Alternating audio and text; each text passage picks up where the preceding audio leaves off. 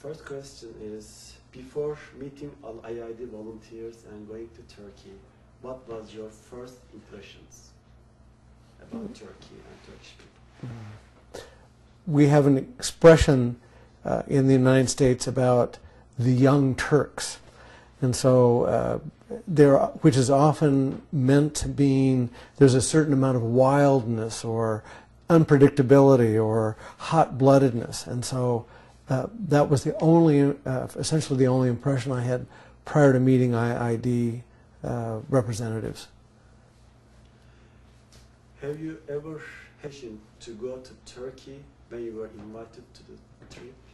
No hesitation at all. A delight to be able to encounter such an important culture. Is there any reaction coming from, was there any reaction coming from your families or friends? Or? My parents very much wanted me to go to Turkey because they see, as I do, that Turkey is one of the possible bridge countries between the Christian secular West and the Islamic East, and a critical player in the future of the world. And they were so hoping that I would go that when I hesitated because of other personal and professional commitments, they were mad at me and picked a fight with me. What is your impressions after meeting IID volunteers? What was your impressions about people? Well, Turkish people? When we went to Turkey, everywhere we stopped, we were greeted and hosted by IID volunteers who were bright, thoughtful, fun, attentive, showed up on time. And if they didn't show up a moment later on the cell phone, we knew where they were and when they would arrive. They were so hopeful and so positive in their hosting of us. It was a delight to me. Strike you most in Turkey? Are there anything that you can never forget? The bus station in Ankara was phenomenal. There's nothing in the United States even remotely close to that experience. 3 deckers, 3 layers of transportation hub, hundreds and hundreds of buses. It was one of the most amazing places I've been in the world.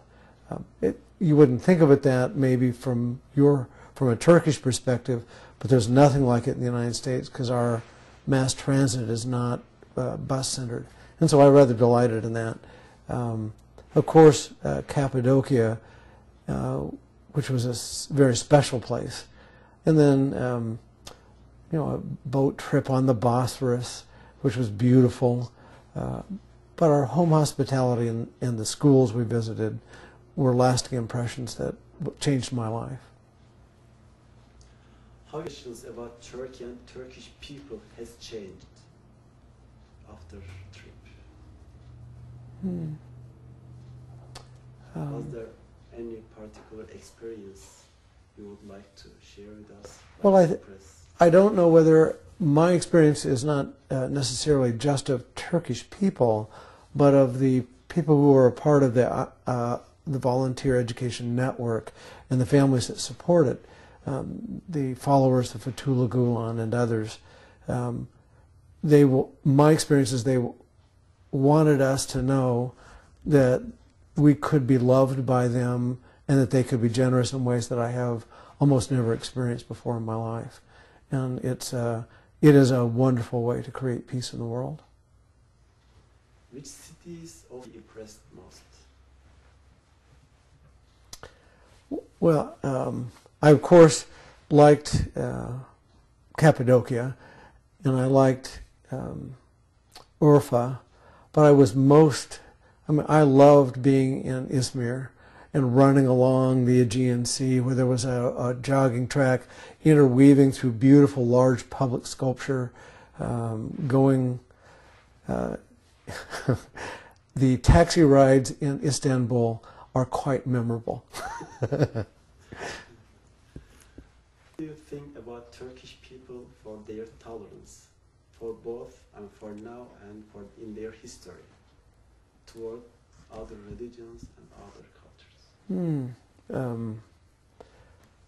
there is an openness to much of the rest of the world I find in the Turkish people and the Turkish culture that really can make it a bridge between the European, American West and the Islamic East.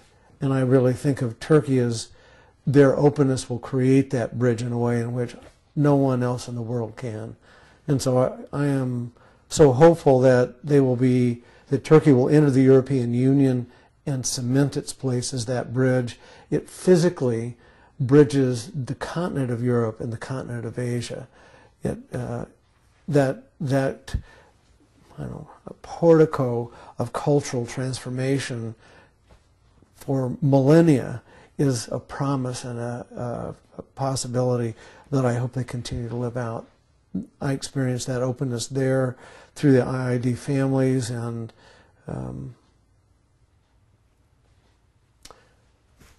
did the trip reinforce the idea about establishing peace in the world? Absolutely.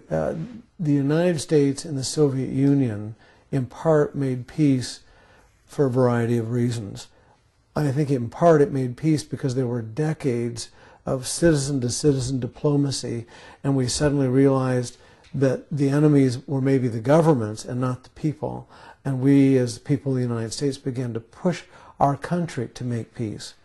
In the same way, when I see IID encouraging people to have face-to-face relationship and to build relationships across the world, I see it as a way of creating peace that is very fruitful. It is for me personally and for the people who I speak to, and I influence a number of people through my capacities. What would you like? Would you like to go to Turkey again? I would love to go to Turkey again. When we were visiting Yamanlar in Izmir, my son, who was 11, was encouraged to consider coming in high school as an exchange student for a year. I would love to see him go, which would make a reason I would have to go to take him and have to go to come get him. I hope that does happen. Or would you like to go to see some peace schools in other countries? Oh, of course, of course. I believe that peace is possible. I don't think everyone in the world believes that peace is possible, but I do believe that when people like Fethullah Gulen and the IID and the education volunteers and others continue to give their lives to building peace, that peace becomes a possibility. It's a reality in their lives, and therefore it's already in the world. I just want more of it. And second section is going to be Gulen and his schools. Mm-hmm. Have you heard about Fethullah Gulen before going to Turkey? Oh, I had several. I'm a minister in a church, and I had several young men come to my church who were members of the education volunteer community, and I found them exciting, open, interesting, and they talked about their teacher, this Fethullah Gulen, and I was very curious about his work because of what I saw in them.